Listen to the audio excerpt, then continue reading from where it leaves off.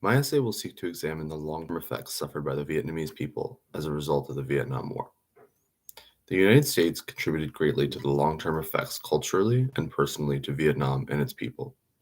The Western superpowers' involvement prompted the forced entry of the Union of Soviet Socialist Republics and their backing of the Northern Vietnamese.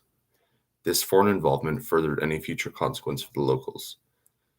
As Vietnam became a brewing ground for international involvement in what was already a century-long entanglement between the North and the South, the people suffered for it.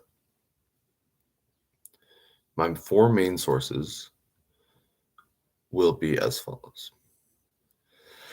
The first is the long-term effects of Vietnam War, Agent Orange, and the health of the Vietnamese people after 30 years.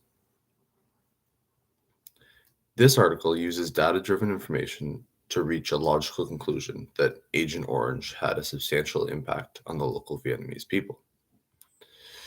It documents how, it comes to the conclusion that women and people of visible minorities and disadvantaged people suffered the most because they were at the most risk of local attacks by foreign outsiders, because they didn't really have the ability to move around. They didn't have the ability to, go off and leave.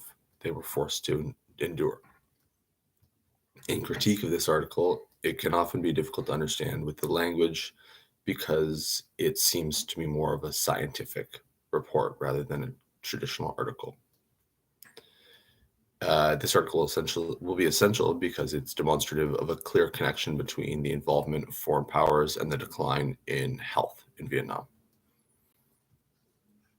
My second article will be gendered exposure, gendered response, exposure to wartime stressors, and PTSD in older Vietnamese war survivors. Similar to the previous article, this uses data-driven information to reach the conclusion on gendered response to war and PTSD. That pretty much just means that this article takes into examination how PTSD and other traumatic experiences affects men and women differently.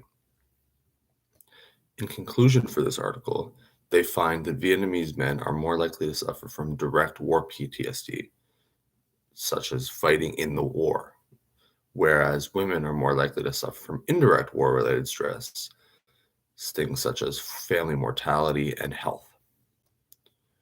This study determines that while past discussions on PTSD and Vietnam War have rested on immediate impacts, there needs to be a focus on the longer gendered results, as they have shown to affect people differently. In critique, the article comes to a pretty well understood point by the general consensus that men who fought in the war are more likely to suffer from direct PTSD. However, it does examine Vietnamese survivors of the war and their offspring, so it does have value in me evaluating their generational trauma and how foreign involvement has impacted them. My next source will be cancer risk in Vietnam War veterans from the Korean Vietnam War Veterans Health Study Cohort. Now, as it says in the title, this studies Korean and Vietnamese cancer risks following the war. It does find in general that there is an increased risk of cancer among veterans of the war.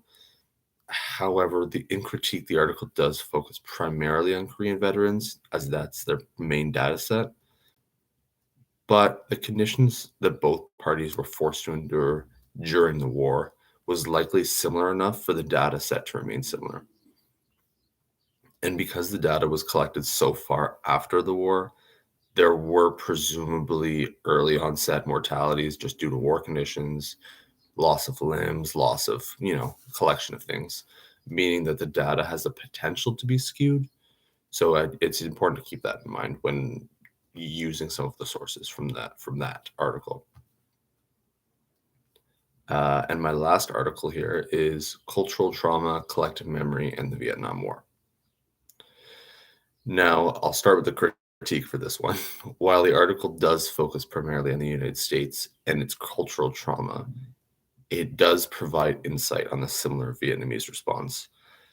It was difficult to find a cultural trauma article directly linking to Vietnam, but because this has such a massive overlay, it does reference a lot of what's happening in Vietnam, plus its collective memory, as I'll note here, does have a connection to Vietnam. Like I said, collective trauma and memory are key discussions in discussing the resounding impacts of the Vietnam War, and that's exactly why this article is relevant. And due to the professionalism of the article and its scholarly authenticity, it can also serve as a confirmation of the term and ideology behind, labels such as cultural trauma and collective memory. So, through my academic research, I will attempt to document and argue clear, concise answers to the questions of trauma and long-term effects of the Vietnam War while providing important and necessary historical context of the war.